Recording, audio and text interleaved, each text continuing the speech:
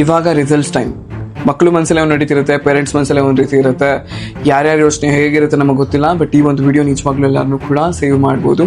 So please share ಮಾಡಿ. ಇವತ್ತಿಂದ ಕೆಲವ್ರ ಮುಖದಲ್ಲಿ ನಗು ಇರುತ್ತೆ ಅಂಡ್ ಕೆಲವರು ಕಣ್ಣೀರು ಹಾಕ್ತಿರ್ತಾರೆ.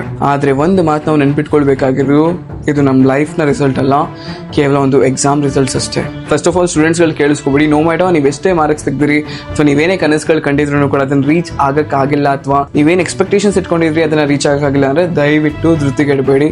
It's fine. ಈ ಯಾವ ಮಾರ್ಕ್ಸ್ಗಳನ್ನು ಕೂಡ ನಿಮ್ಮ ವ್ಯಾಲ್ಯೂ ಏನು ಅನ್ನೋದನ್ನ ತೋರ್ಸೋದಕ್ಕೆ ಆಗೋದಿಲ್ಲ. ಇದು ಕೇವಲ ನಿಮ್ಮ ಶ್ರಮದ ಒಂದು ಭಾಗ ಆಗಿರುತ್ತೆ.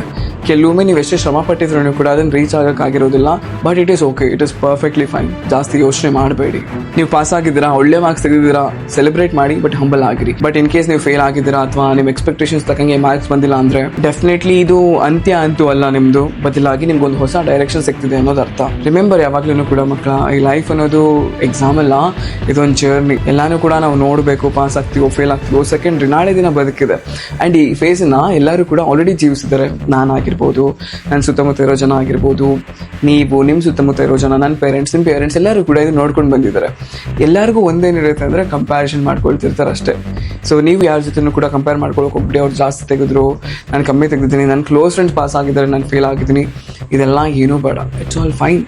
ಅವ್ರಿಗೆ ನಮಗೆ ಎಂಡ್ ಆಫ್ ದ ಡೇ ನಮಗೆ ನಮ್ಮ ಮಕ್ಕಳು ಖುಷಿಯಾಗಿರ್ಬೇಕು, ನನಗೂ ಕೂಡ ನೀ ಖುಷಿ ಆಗಿರಬೇಕು.